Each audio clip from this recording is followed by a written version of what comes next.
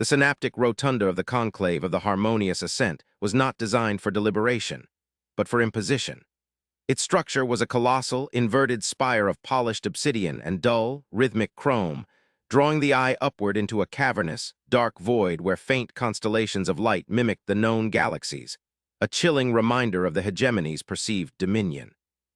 The air itself was heavy, filtered and conditioned to a perfect, chilling pressure that amplified the slightest rustle of scaled hides or the sharp intake of pneumatic lungs, lending an unnatural gravity to the proceedings.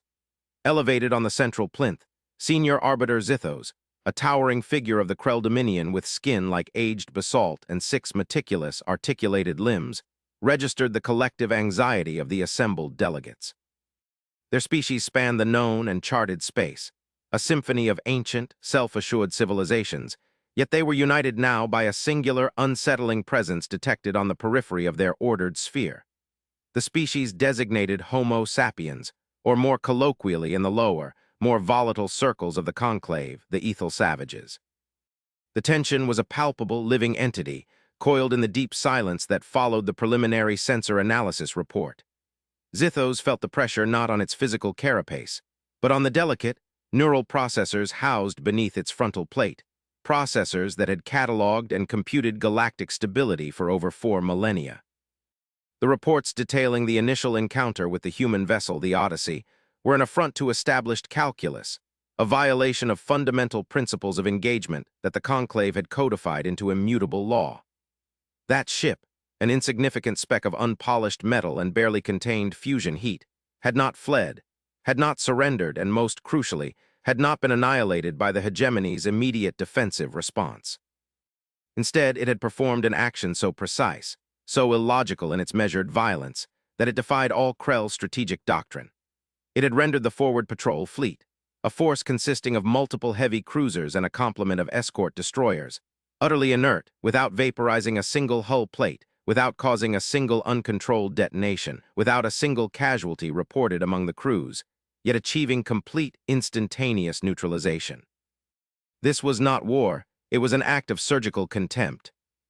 The data is irrefutable, yet meaningless. Zithos's voice was a deep, resonant rumble, mechanically modulated to avoid any hint of organic tremor, ensuring its cold, absolute authority. The humans utilized an energy projection we cannot categorize. It bypassed shields, decoupled reactor cores, and suppressed all primary and secondary weapon systems simultaneously. They did not defeat our patrol, they canceled it. They did this when directly challenged near the sensitive Krell Prime border containment field, an area clearly marked as prohibited access under the Treaty of Stellar Non-Incursion. Their response to our proportionate kinetic deterrent was not flight, but a demonstration. A show of force engineered to minimize damage to our assets while maximizing the strategic terror of the act itself. This is the behavior of the savage, the species that uses shock and unpredictable cruelty as its only tactical advantage.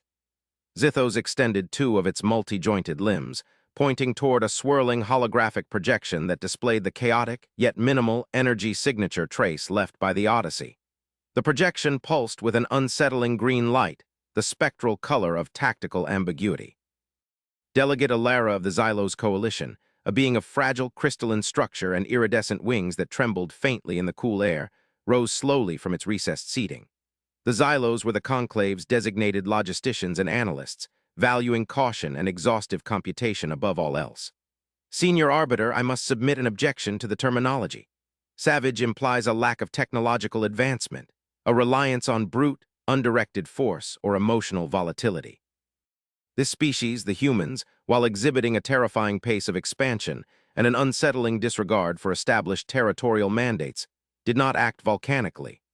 The calculation required to implement such a precise, non-destructive neutralization field is astronomical. It requires not only superior technology, but a depth of ethical and strategic restraint that contradicts the known profile of a nascent, chaotic empire. If they are savages of a completely new and terrifying kind, savages who choose not to destroy when they possess the absolute capability to do so. That restraint is the most frightening variable in this equation. We miscalculate if we assume primitive impulsivity. A chorus of clicks and agitated chitters erupted from the lower tiers, where the representatives of the minor ease. Wily subjugated client species were seated. They desired the simple, reassuring logic of a primitive threat, a foe they understood. The concept of constrained power was anathema to the Conclave's millennia-old philosophy of absolute ascendancy. The Krell Dominion had risen by utilizing every available fraction of force, by imposing its will ruthlessly to establish order. The human act suggested a different, more terrifying philosophy. The idea that true strength lay not in how much you could destroy, but in how little you needed to destroy to achieve your goal. Zithos recognized the ideological fracture opening within the rotunda, and it moved swiftly to close it. Restraint is only ethical when it serves the greater order, Delegate Alara, Zithos countered, its obsidian frame shifting slightly, releasing a faint, almost imperceptible scent of ozone and magnetic charge. The humans' refusal to adhere to the established channels of communication, their audacious incursion, and their uninvited display of capability is an act of supreme aggression, regardless of the aesthetic cleanliness of the weapon used. We are the Conclave. We represent the zenith of organized life. They refuse to recognize our authority, our peace, or our mandated territorial boundaries. They are therefore, by definition, an organism operating outside the bounds of civilized calculus, a chaotic element, the very definition of the savage. They have been offered 4 separate, clear channels for diplomatic contact, each ignored or dismissed with a single, cryptic, automated response that only stated, "Priority Protocol Delta 9 engaged. All non-essential communication deferred." This is not diplomacy. It is political disdain. We must restore the integrity of the order. If they are not punished for this transgression, the entire foundation of the hegemony trembles. The arbiter's words cut through the low-level noise, settling like a layer of cold dust on the assembly. The implication was clear. The threat was not merely military, but existential to the philosophy of the Conclave. If one nascent species could ignore their rules and survive, others would follow, and the millennia of carefully constructed dominance would unravel into a spiral of localized conflicts. Fear, the ultimate motivator in all organized empires, began to solidify the position. Zithos felt the psychological shift and pressed the advantage. We have deployed the punitive strike force designated Retribution. This force, consisting of 3 full fleet wings, a power level that has subdued entire regional alliances, has been assigned the task of containment and re-education through necessary severity. Their primary objective is the subjugation of the nearest human frontier outpost and the capture of 1 operational human vessel for forensic analysis. We will demonstrate the true cost of operating outside the stellar law. The force has crossed the established demarcation line. There is no turning back. Our collective future now rests upon the swift, unquestionable restoration of order. Zithos paused, allowing the gravity of the deployment, a move that irrevocably initiated open conflict, to sink into the consciousness of every delegate. This was no longer debate, it was the eve of war.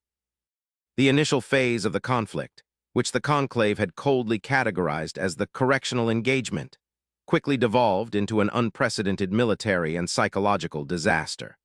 The deployment of the Retribution strike force had been executed with the methodical arrogance that came from centuries of unchallenged authority. They expected a scrambling defense, desperate maneuvers, and a predictable, technologically inferior resistance that would swiftly fold under the weight of overwhelming numbers and superior energy weapons. What they received, in the desolate reaches of the Beta Crucis system, was an absolute, chilling silence. The first fleet wing, the Hammer of Krell, vanished from sensor screens not through destruction, but through an inexplicable, sudden cessation of all power signatures.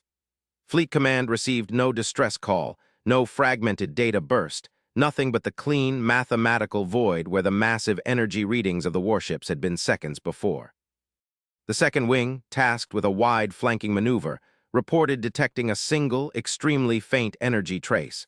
A transient, non-localized signature they initially dismissed as a sensor ghost or interstellar particulate interference, moments before their own operational shutdown. The crews of the inert Krell vessels, adrift and helpless, later reported seeing only a brief, almost invisible ripple of light that engulfed their entire formation, followed by the deep, terrifying quiet of a ship utterly dead. There was no battle, there was only nullification. The third wing, under the direct command of the highest-ranking Krell tactical officer, Commander Vex, was composed of the newest generation of synth. Iltharmored destroyers, designed to operate in deep sensor space.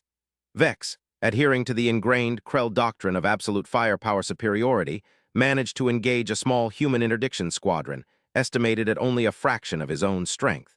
The engagement was brief, and the subsequent analysis sent back to the rotunda before Vex's own signal flatlined was devastating. The humans did not employ particle beams or mass drivers. They utilized a kinetic technology so advanced that it felt like an insult to the laws of physics. They did not fire projectiles. They fired vectors, objects that seemed to exist outside the constraints of conventional velocity and mass. These vectors were not aimed at Vex's ships, but at the space just ahead of their engines and primary conduits. The impact was not a blast, but a terrifying, localized gravitational spike that temporarily compressed and ripped the structural integrity of the vessels, neutralizing them instantly, yet again with minimal catastrophic damage. Commander Vex's final, fragmented transmission was a string of terrified Krell code that translated roughly to, "They are not fighting to destroy us. They are fighting to imprison us. Their ethical restraint is a weapon. We are immobilized. We cannot retaliate. They are not savages. They are terrifyingly patient." Back in the synaptic rotunda, the atmosphere had shifted from political debate to utter, frozen dread. The holographic map of the Beta Crucis system, once alight with the confident markers of the punitive strike force, was now a dead, empty gray, save for a few faint, pulsing red icons indicating the stationary, powerless hulks of the Conclave fleet, now captured assets awaiting disposal. Zithos stood immobile on the plinth, the magnitude of the strategic defeat a physical weight on its multi-limbed frame. The correctional engagement had not lasted a full solar cycle. The savages had won a war by refusing to fight one under the traditional definition. Delegate Alara, whose initial caution had been drowned out by the collective arrogance, now spoke with a cold, almost prophetic authority, her crystalline body shimmering with a sorrowful light. The Krell Dominion insisted on the terminology of the savage, senior arbiter. They insisted that the chaotic, newly arrived species must be driven by impulse and destruction. The humans have demonstrated the polar opposite. Their entire strategic doctrine is one of absolute minimum force required. They are not interested in the acquisition of territory, the destruction of infrastructure, or the annihilation of our crews. They are interested in only one outcome, the instantaneous cessation of our offensive capability. They are waging a war designed not to subjugate but to teach. We have misinterpreted restraint as weakness, and now we are adrift, politically and physically. The entirety of the Conclave is now exposed to a force that sees us not as enemies to be crushed, but as dangerously unstable actors who must be carefully contained. The shame and fear were too profound for immediate argument. The Conclave had operated under the immutable assumption that superior force must be utilized to its fullest extent. Humanity had demonstrated that ethical calculation could be a force multiplier more potent than any weapon. The realization was a devastating blow to the core of the hegemony's self-identity. It was amidst this silence that the human communication finally arrived. It did not appear on the central screen, but as a discrete, private channel signal directed only to the senior arbiter's personal comm node, a feat of signal penetration that spoke volumes about their technological lead. Zithos hesitated for a long, agonizing moment, its mind grappling with the unprecedented protocol breach. To answer was to admit defeat, to acknowledge the savage as an equal interlocutor. Not to answer was to condemn the paralyzed fleet, and potentially the entire conclave to an uncertain, permanent stasis. With a motion that felt less like political decision, and more like surrender to the inevitable gravitational pull of destiny, Zithos activated the link. The screen that materialized before the arbiter was devoid of elaborate, intimidating displays, complex data overlays, or political posturing. It was a simple high-definition visual feed, perfectly stable, perfectly lit, showing the unadorned image of a single human female. She was clearly a commander, her uniform utilitarian, devoid of excessive rank insignia, and her expression was one of profound, unwavering calm.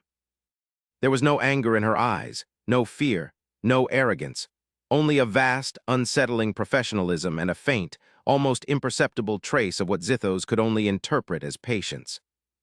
Her voice, translated perfectly into the precise, rhythmic frequency of the Krell diplomatic dialect, was level, measured, and utterly serious. It held the cadence of someone reading a technical manual.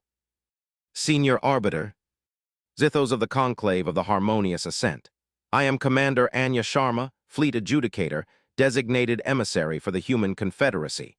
This communication is transmitted from the primary flagship of the interdiction fleet, positioned precisely 30,000 stellar units from your rotunda. We can see your primary planetary defense systems. Let us dispense with the rhetoric of war. The conflict you initiated, which you termed the correctional engagement, has concluded with the full and immediate neutralization of your offensive assets. No human lives were lost. No Krell or Conclave lives were lost. No non-military infrastructure was targeted. The operational stasis imposed upon your fleet is non-permanent and can be reversed remotely. The necessary variables have been established. We can now proceed to essential communication. The immediate, chilling implication of the transmission, that the humans had positioned themselves close enough to neutralize their home world, and yet chose to simply talk, sent a wave of systemic shock through the rotunda. The Krell, whose entire society was built on layers of security and defensiveness, felt naked and utterly vulnerable. Zithos, however, found an unnerving clarity in the face of absolute defeat. The human was adhering to her own incomprehensible calculus of non-destructive dominance. "Commander Sharma," Zithos replied, its voice struggling for its usual authoritative resonance, finding only a strained echo. "You initiated the first act of violence by violating prohibited access space with the vessel Odyssey. Your explanation for this trespass and your subsequent disproportionate response is required before any discussion of essential communication can be entertained." Sharma's expression did not change. She simply processed the statement and offered a counterfactual, delivered with the same unsettling calm. "Your assessment of the Odyssey's action is flawed, Arbiter. The Odyssey was not engaged in a territorial violation or a survey.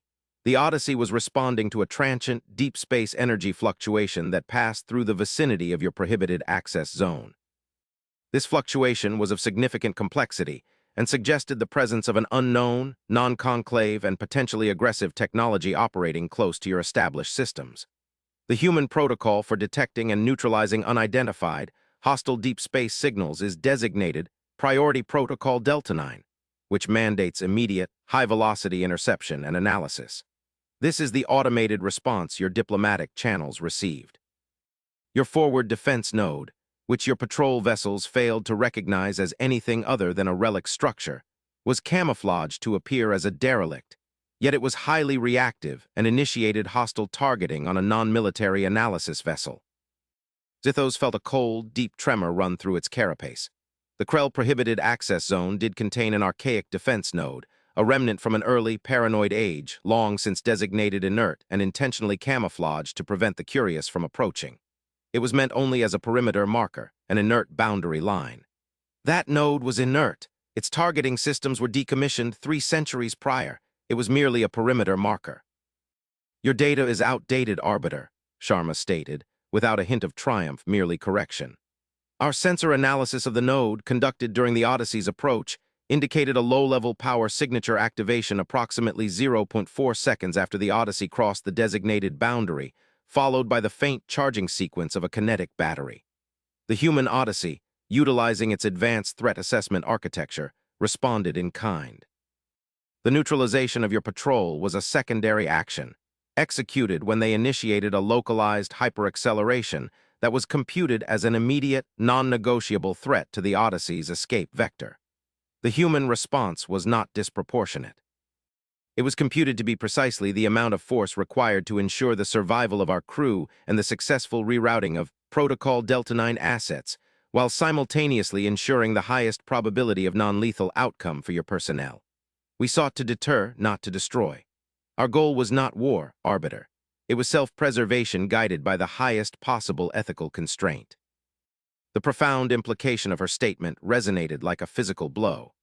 The Krell had initiated a full-scale punitive war based on a misunderstanding rooted in their own outmoded, camouflaged technology and their inability to comprehend the human calculus.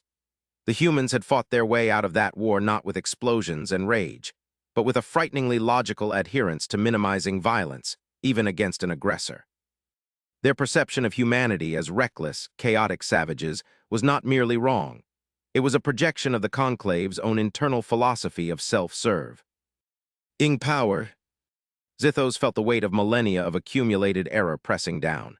The true depth of human power was not their weapons, but their discipline.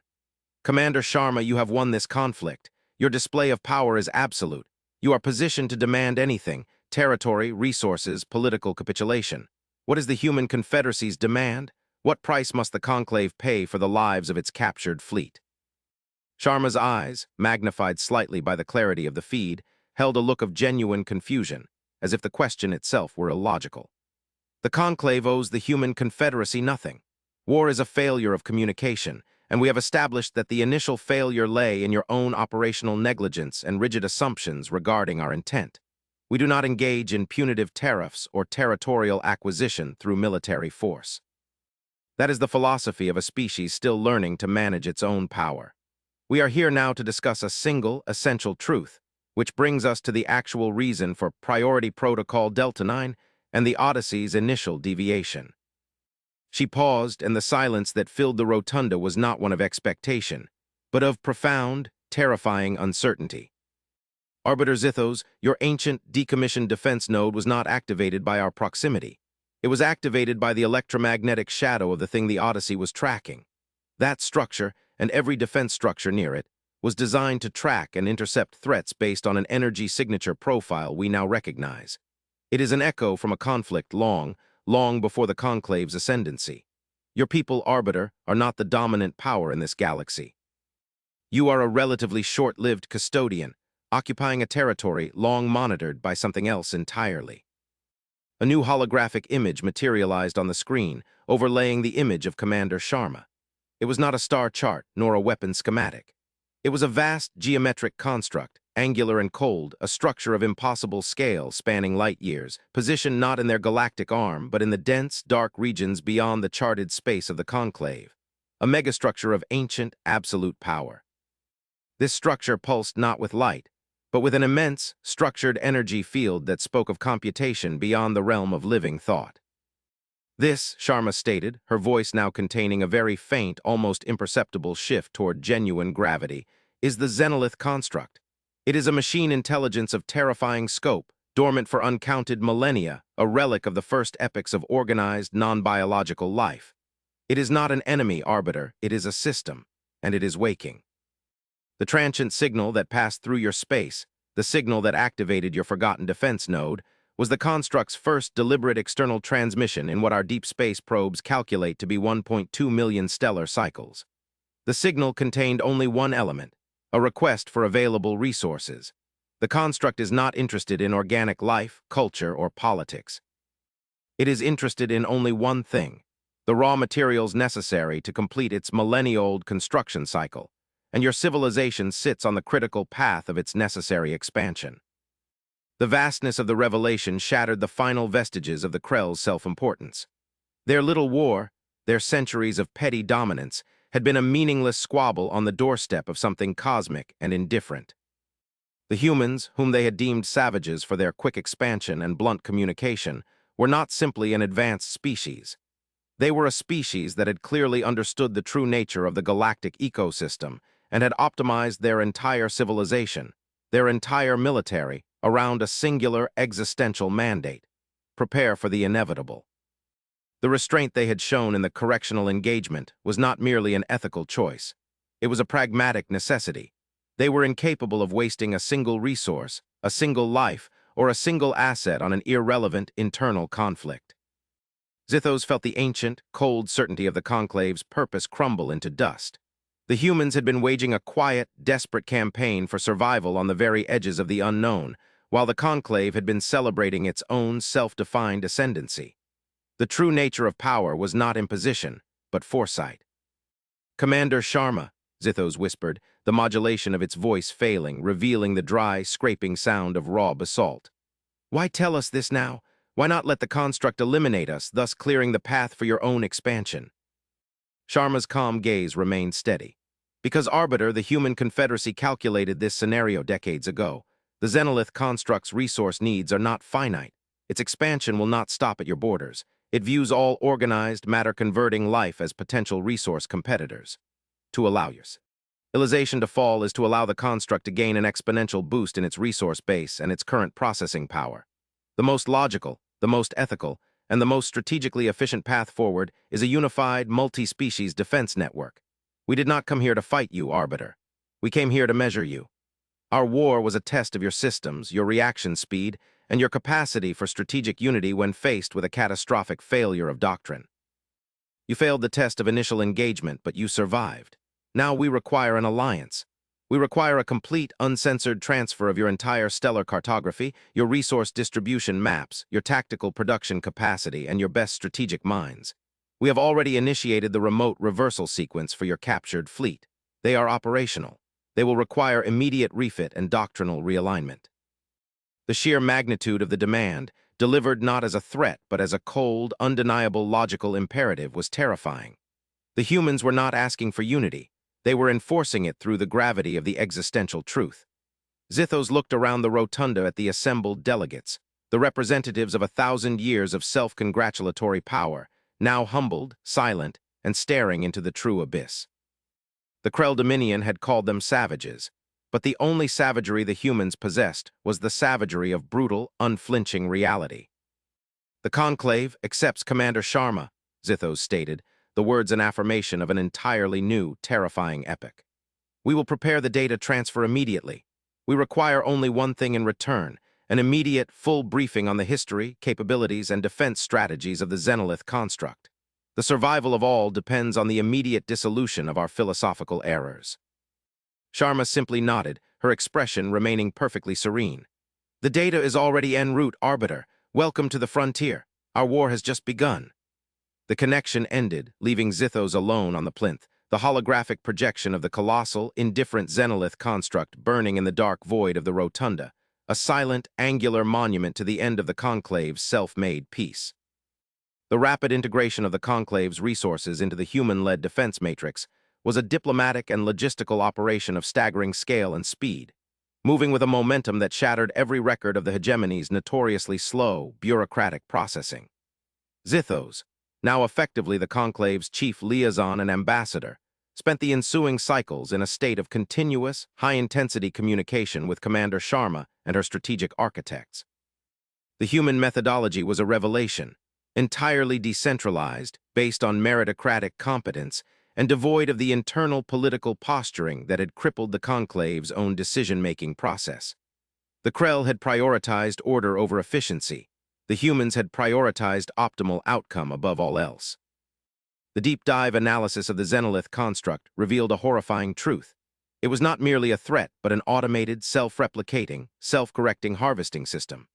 Its construction cycle, initiated during the brief flourishing of a long-vanished precursor civilization, was now reaching the final, critical stage, requiring a massive influx of heavy isotopes and rare metallic elements, the very elements vital to the operation of the Conclave's core industrial worlds. The human data confirmed that the construct operated on purely deterministic logic. It had no capacity for negotiation, compromise, or understanding of biological life. It was a cosmic-scale industrial process, and the entire star cluster occupied by the Conclave was simply a high-density or deposit scheduled for immediate, comprehensive strip mining. The humans, it was revealed, had been tracking the Xenolith construct's faint energy emissions for nearly a century, having first detected its presence through anomalous gravitational distortions near their own nascent exploration probes. Their entire push for rapid technological advancement, their focus on non-destructive weaponry, and their highly mobile, ethically constrained fleet composition were all designed with this looming, indifferent threat in mind. The Odyssey incident, viewed in this cosmic context, was not an act of aggression, but the urgent pursuit of a critical data point related to the construct's awakening. Zithos found itself in a series of grueling, extended briefings within a temporary, human-constructed holographic simulation center, a space of pure data and light, stripped of all Krell embellishment. Commander Sharma was less a commander and more a lead project manager of cosmic survival. Her explanation of the human philosophical underpinning of their military doctrine was the final, devastating piece of the puzzle. "We understand your initial confusion. Arbiter Zithos," Sharma explained, while the simulated Xenolith construct, an angular monstrosity of immense scale, spun slowly behind her, radiating fields of cold, terrifying logic. "Your empire values the imposition of authority through demonstrated capacity for annihilation. Your doctrine is based on the logic of maximum deterrence through maximum localized destruction. We calculated early in our spacefaring history that in a universe of potentially infinite threats, annihilation is a wasteful and self-defeating strategy. If we destroy a foe, we eliminate a potential ally, a resource base, and an intelligence that could contribute to the overall defense of life. The greatest strength is the capacity to neutralize a threat without permanent damage, allowing for eventual integration or coexistence. We don't wage wars of conquest. We wage wars of necessary adjustment. We disabled your fleet because we required its personnel and its technology to be intact for the inevitable confrontation with the construct. We are not ethical for emotional reasons, Arbiter. We are ethical for pragmatic reasons. Our restraint is the ultimate form of strategic efficiency. This simple, cold, logical statement of human ethics was more profound than any Krell philosophical treatise on order. The so-called savages had computed the moral high ground not as a spiritual attainment, but as a superior survival strategy. Their calm professionalism was the result of a terrifying self-mastery driven by the knowledge of the true scale of the universe. The weeks bled into cycles of intense technological fusion. The Krell, masters of massive, localized energy projection and hardened structural integrity, were paired with human specialists who possessed superior stealth technologies, non-destructive kinetic application, and most importantly, the ability to rapidly integrate and adapt disparate systems. The fusion was jarring. The Krell's adherence to tradition clashed with the humans' relentless iterative design. But the existential pressure of the construct's slow but undeniable approach drove the integration forward. Zithos, now stripped of its formal arbiter status and operating purely as a bridge between two cultures, began to understand the true human culture, a depth that was invisible on the surface of their calm demeanor. They were not without passion, but their passion was channeled into competence. Their history, which the humans did not hide, was one of chaotic, destructive internal conflict, a period they referred to as the Great Reckoning.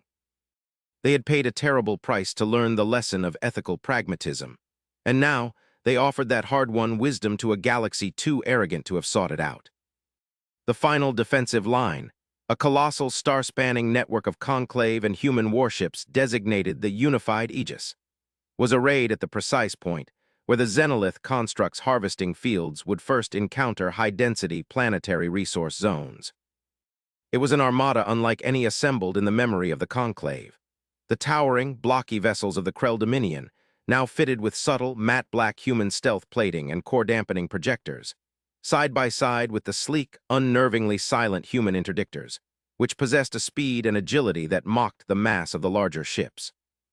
On the bridge of the unified command vessel, the Synthesis, a refitted Krell dreadnought now captained by Commander Sharma, Zithos stood beside her, watching the real-time sensor array. The construct was no longer a distant projection. It was a reality, a dense, dark cloud of highly organized, automated drone vessels and immense kilometer-long harvesting platforms, all moving with the silent, terrifying efficiency of a mechanical tide. They communicated only through encrypted, complex gravitational fluctuations, a language of pure physics. The first wave of harvesting drones is crossing the threshold now, Arbiter, Sharma stated, her voice a low, steady current in the tense silence of the bridge. Her eyes were fixed on the data stream, processing the myriad inputs with an almost frightening detachment. They are targeting the high-isotope deposits in the unpopulated fringe sector. They will not deviate from their path for localized resistance. Our objective remains the same, non-lethal neutralization of the primary harvesting arrays. We do not destroy the assets. We temporarily cripple the function. We cannot afford to provoke a full, reactive computational surge from the central construct core. The Krell Dominion vessels are ready, Commander, Zithos affirmed, its articulation now bearing a subtle, acquired professionalism, its political language replaced by the cold, precise language of tactical necessity. Their new dampening projectors are calibrated to your frequency. We will disable the drone propulsion systems and the primary resource conversion conduits. We will prove that the ancient philosophy of the hegemony has finally yielded to the greater truth of the human calculation. The engagement began not with the flash of particle beams, but with a silent, invisible wave of energy. The human interdictors, moving with terrifying velocity and complete sensor ghosting, closed on the massive construct platforms. They did not fire on the hulls. Instead, they projected focused waves of antikinetic energy, neutralizing the high-velocity mining lasers. and then followed up with the refined Krell dampening fields, which, focused to the human specifications, instantly locked up the platform's propulsion drives, rendering the colossal machines inert and drifting, like dead metal in the void. The construct's response was immediate and terrifying. The primary harvesting fields, encountering an unexpected delay, began to reroute their operational logic, triggering the deployment of its self-defense units. A secondary wave of drones designed not for mining, but for immediate, destructive counterfire against any organic threat. These drones were fast, heavily armored, and utilized plasma weaponry that could shear through Krell-grade hull plating. The human conclave unified Aegis did not scatter. Commander Sharma issued a single, chillingly calm command: Aegis Red Line Protocol, confine and contain. The Krell vessels, using their superior mass and their newly integrated stealth technology, formed a dense, mobile shield around the human interdictors. The plasma weapons of the defense drones impacted the Krell hulls, the blasts minimized by the human-designed energy shields. But the Krell did not return fire with particle beams. Instead, the human interdictors wove through the Krell screen, deploying a network of gravity well generators that instantly enveloped and stabilized the approaching defense drones, capturing them intact and preventing their uncontrolled destruction. The unified fleet was not waging a war of attrition. It was waging a massive, tactical capture operation. The battle raged for what felt like an eternity, a complex, three-dimensional ballet of calculated restraint. The Xenolith construct, designed only to process resources and eliminate resistance, could not compute the logic of an enemy that refused to destroy. Its algorithms were based on the assumption that all organic life was driven by fear, rage, and the desire for annihilation. The human-led defense, driven by the cold, pure logic of strategic efficiency, broke the construct's tactical decision tree. The construct's harvesting platform slowed, then stopped. The self-defense drones were captured and neutralized. The vast, automated system was not defeated. It was confused. Its programming lacked the necessary subroutines to address an enemy that prioritized preservation over destruction. The construct, in its mechanical incomprehension, paused its advance, entering a state of computational deadlock to re-optimize its attack parameters. A deep, unsettling silence descended upon the unified Aegis. They had won a momentary reprieve, but the threat remained. The temporary victory brought a strange, somber kind of unity. The Krell and the other conclave species looked at the humans not with fear, but with a profound, awestruck respect. The savages had saved them, not with a bigger weapon, but with a superior philosophy. The high-tension rotunda on Ethel was now an operational war room, still dark and imposing, but filled with the efficient, non-stop activity of a truly unified command structure. Zithos, now designated the ambassador of the conclave to the unified defense, stood before the assembled delegates, no longer imposing authority but imparting a learned truth. We called them the savages because their rapid expansion and their refusal to abide by our established protocol frightened us.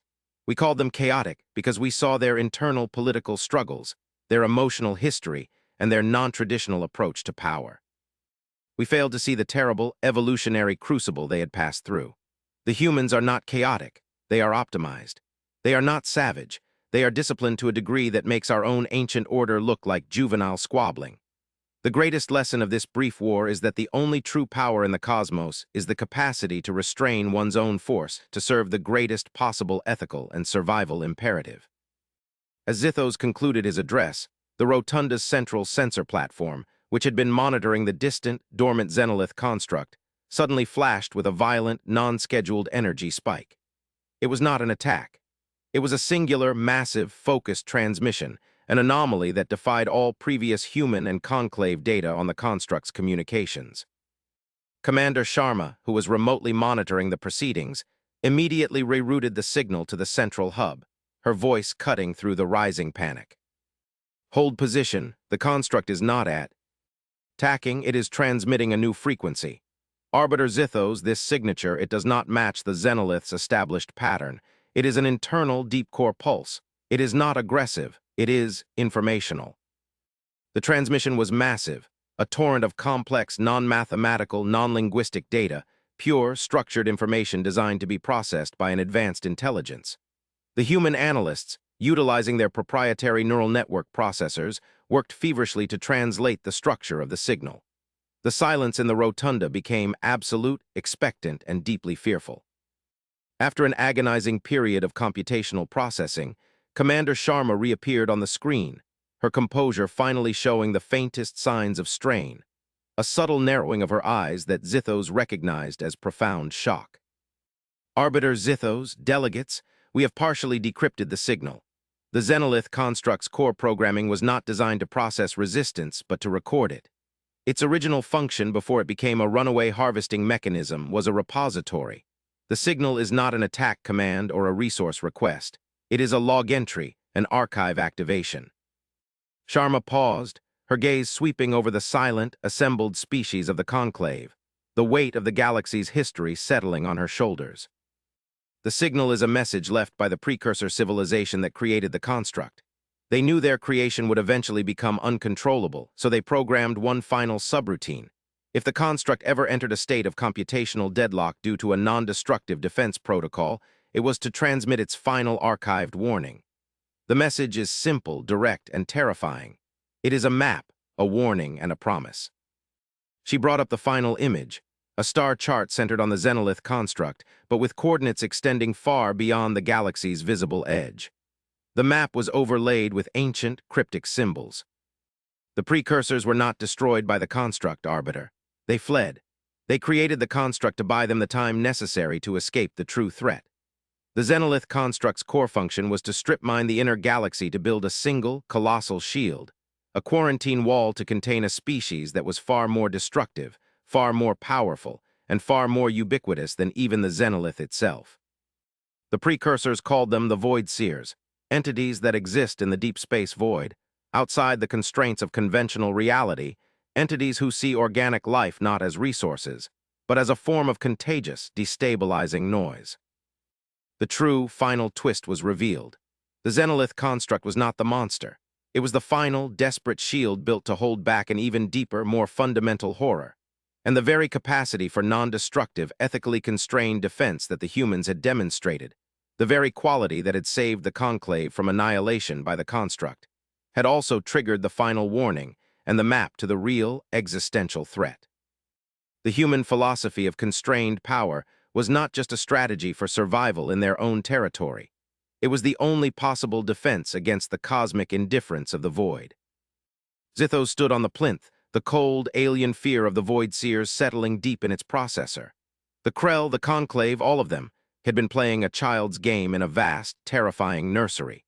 The humans, the savages, had seen the shadow in the corner and had spent centuries quietly preparing for the inevitable night. Commander Sharma, Zithos stated, his voice a low, unwavering resolve, a fusion of Krell authority and human pragmatism. The conclave of the harmonious ascent is no longer a hegemony. We are a part of the unified defense. We require the coordinates of the precursor's exodus. We require the full tactical assessment of the Void Seers. And we require every single captured Xenolith drone. We will re-engineer that shield. We will build that quarantine wall. Tell us what is needed. Sharma gave a slight, solemn nod, a gesture of respect that Zithos felt deep in its core. The human confederacy has anticipated this. Our interdictor fleet is already en route to the designated precursor launch point. The savages who fought your little war are now the only hope for all organized life in this galactic arm. The next lesson, Arbiter, is one we must all learn together. In the face of true cosmic terror, there is no place for division. There is only unity, efficiency, and the terrible logical strength that comes from a species that understands that the only way to survive is to choose the path of least permanent destruction. The time for philosophical debate is over. The time for ascent has truly begun. The rotunda remained still, the holographic map of the great, dark void now the sole focus of a galaxy united not by power, but by a shared, profound, and absolute terror, a terror mitigated only by the cold, unwavering and utterly logical professionalism of the species they had once, foolishly, called savages. The final, heavy silence was broken only by the quiet, efficient hum of the unified defense preparing for a war that would determine the fate of not just their empire, but the entire principle of organized life against the infinite, consuming dark.